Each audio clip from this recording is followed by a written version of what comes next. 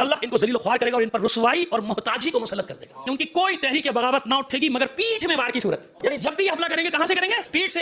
ادھر صلح کی ٹیبل پہ بیٹھے, مذاکرات کی ٹیبل پہ بیٹھے کہ مذاکرات کریں, پیٹھ سے وار کیا نہیں کیا, یعنی دھوکے سے ماریں گے. دجال کے منتظر, آپ کو معلوم ہے کہ دجال کا انتظار کرو, ایک آنکھ گلوبل آئی جس کے بارے میں کئی بار آپ کو سمجھا چکا ہوں کہ ایسے نہیں ڈالر کے نوٹ کے اوپر احرام مصر کی تصویر اور وہ ہے. یہ انتظار کر رہے ہیں کس کا؟ دجال کا. جیسے ہم انتظار کر رہے ہیں کس کا؟ مہدی کا. اور وہ دجال غالب آنے والا بدترین شر ہوگا, یعنی اس سے زیادہ پھر شر کوئی. اب یہ دجال میں پہلے بھی کئی بار آپ کے سامنے اس کی تشریح کر چکا ہوں, کسی شخص کا نام نہیں ہے, کوئی ہستی نہیں ہوگی ایسی کہ چلی آ رہی ہے اس کے ایک آنکھ ہوگا کے سارے ہاتھ. نہیں, یہ دجال, یہ نظام, یہ سسٹم. جیسے فرعون نام نہیں تھا شخص کا, فرعون لقب ہوتا تھا ہر اس بادشاہ کا جو مصر پہ حکومت کرتا تھا, اس کو کہتے تھے فرعون. 400 سال کی عمر تھی, 400 سال فرعون کی عمر نہیں تھی, 400 سال وہ نظام تھا ان کا, جس میں آخری فرعون ہوتا رامس نام بتایا جاتا ہے, ممکن ہے کچھ اور ہو, اللہ عالم بالصواب, وہ آخری تھا ان کا. تو دجال یہ جو سسٹم نافذ ہے جس نے پوری دنیا کو اپنے قبضے میں آکٹوپس کی طرح لے لیا ہے, اور آج اس کی نمائندگی کون کر رہا ہے دجال کی؟ ٹرمپ. کہہ رہے ہیں کہ میرے پاس زندگی ہے, میرے پاس موت ہے. یہ روز کہہ رہا ہے, روز اللہ اس کے منہ سے یہ جملے نکلوا رہا ہے, میں نہیں کروں گا, میں مار دوں گا, جس کو زندہ رہنا ہے میرے سامنے سر تسلیم خم کر دو. یہ نا خلاصہ, یہ پورا سسٹم دجالی نظام. ان میں ہزاروں ایسے ہوں گے جو دجال پر ایمان لے آئیں گے, لے آئے نا سب, بھول گئے نا. حالانکہ یہ جو ایمان لائیں گے عقل بھی رکھتے ہیں اور دین بھی رکھتے ہیں نا, لیکن دجال کی نشستوں میں شرکت کرتے ہیں. کل بھی ایک ایسی نشست ہوئی کسی پاکستان کے بڑے شہر میں,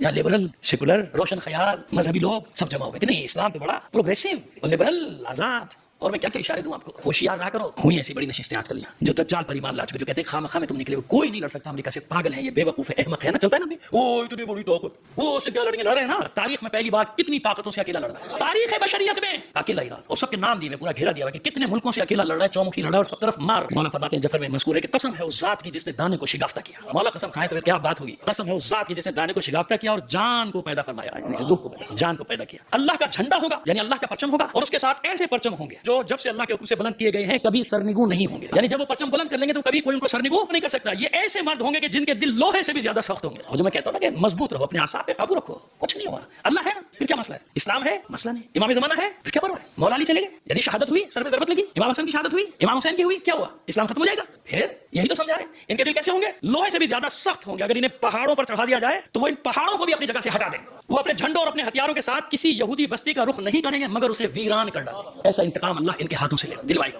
میں نے کہا نا کہ ان کے بچوں کو پہلا سبق کیا پڑھایا جاتا ہے کہ تمہارا سب سے بڑا دشمن کون ہے؟ مسلمان. اس کو جب ان کو بتایا جاتا ہے کہ مسلمان کو مارنا ثواب, وہی چیزیں پھر انہوں نے بعد میں اپنے چلی چپیٹوں کو سکھائی نا. جس یہودی بستی کا رخ کریں گے اسے ویران کر ڈالیں گے. یوں معلوم ہوگا گویا ان کی سواریوں کے اوپر عقاب پرواز کر رہے ہیں. اور اب دیکھیے عجیب بات ہے, اس طرح تو نہیں پکارتے. کبھی آپ نے نیمہ شعبان وہاں کا کیا ہوگا, بہت سنے کیا ہوگا, تو انہیں اندازہ ہوگا کہ وہ 14 شعبان اور 15 کیسے مناتے ہیں وہ لوگ.